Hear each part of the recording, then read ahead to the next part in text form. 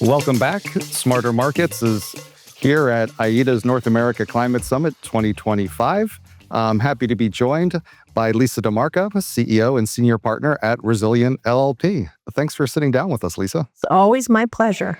Well, I always love coming back to IETA, coming back to this conference every year. We've gotten to sit down with you a few times before, which is always great. So I just wanted to catch up, kind of hear, what have you been working on? What have you been focused on? Yeah, a fair amount of our work with the changing ethos around climate change has been focused on infrastructure. So the specific legislative and regulatory frameworks for a number of countries, particularly in the G77. We have a little focus on Africa right now. And then a lot of transactions around removals that we're seeing announced in and around this climate week. So I'm very excited about that. And last but not least, the correlation between energy transition writ large and infrastructure, hardcore infrastructure, and climate. So a fair amount there.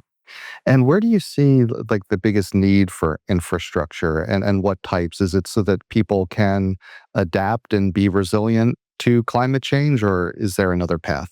Yeah, in terms of the climate machinery, in order to encourage climate finance, we need a regulatory regime that makes sense, and we need to figure out what it is when we're talking about a carbon credit. So we put a lot of work into the unit droit process, which is examining what is the legal nature of a voluntary carbon credit.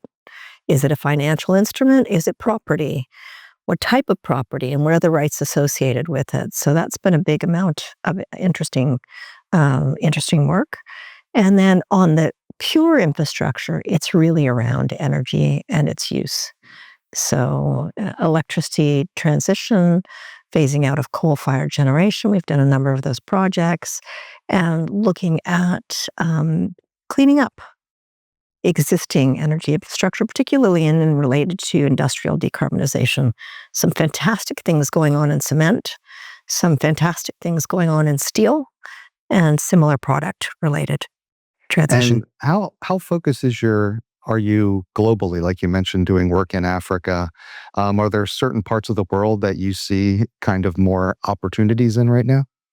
I think there are a number of areas of the world that have an extremely interesting resource base and a development trajectory that's really conducive to growth and green growth writ large. So I'd point to Ethiopia. I'd point to North Africa, Morocco as key jurisdiction. I'd point to Guyana as very interesting as well. And it really is an exercise in sustainable development, making sure that we're not restricting development and growth, and doing so in a way that is, in fact, sustainable. And, being at the conference yesterday, today, I know it's early in the morning on the second day here. Any interesting ideas you're hearing, or what's the nature of the conversation? Yeah, yesterday I spent a lot of time in the accounting discussion. Okay. And as dry as that can be, it is such a critical function. So when we talk about carbon market infrastructure, getting the associated accounting treatment down pat. So regular public issuers can account for what they're doing and state what they're doing in a way that doesn't get them into litigation trouble and is consistent across all markets. Really important. A lot of the conversations I've been hearing recently are about the kind of blossoming of compliance markets around the world now that we've kind of got some settlement on Article 6.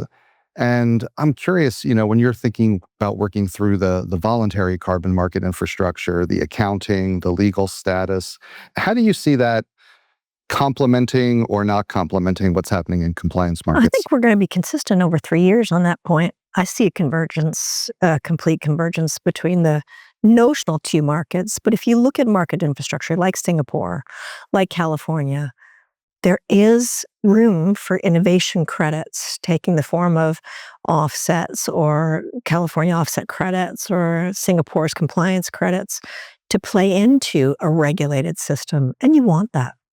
You don't want to be static. You want to encourage creative thinking, new infrastructure, new ideas, and new emission removals and reductions into the system. So I do see that as very, very harmonized and complementary, big convergence. And I'm curious, thinking of the timeline for that convergence, right? Like the EU ETS is discussing opening up to credits from outside the system. You mentioned Singapore.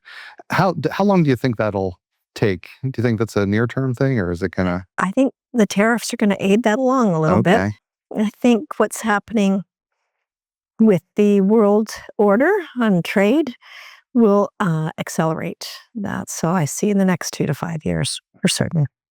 And just curious for our audience, what do you think are like some of the most important developments in the carbon markets that you're following and perhaps they should be following?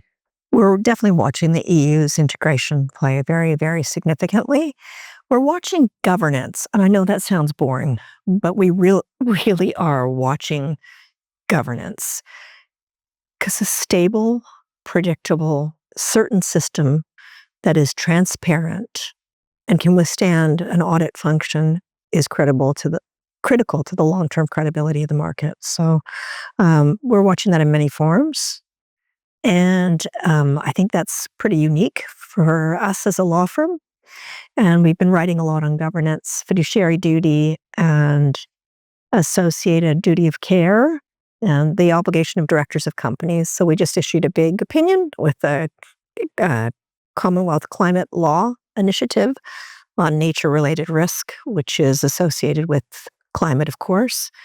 And we really laser focus on the director's duties around governance, good governance. Right. And when you talk about governance, accounting comes to my mind is like making these ready to be institutional grade. It sounds like kind of getting it on a par with the other processes, the banks and large corporations. Is that the end goal? Known, stable, predictable units that aren't subject to 51 flavors, but precise definition of what it is, what are the minimum threshold criteria, and the associated elements of how they're traded in a way that is enforceable by law. And if you think about, we've caught up a little bit on what's been happening. If you think about what you would like to see happen, say, over the next year, what do you think, folks like the people who come to this conference could be doing collectively? Like, what could we accomplish over the next year that would really help to move climate action forward, make carbon markets more effective? I think we need to stop the circular firing squad. And that's not a positive answer. That's a negative answer. But on the positive front, getting these infrastructure elements in play, carbon market infrastructure elements in play, knowing what it is, the voluntary carbon credit, any carbon credit, getting jurisdictions to have a legislative framework, a regulatory framework that's very harmonized among every country in the world. Very important. And then thirdly, understanding how we account for them would be great. All right, fantastic. Get on the same page. Get on the same page. Well, thanks very much for dropping by and chatting with us. Really appreciate it. Thank you.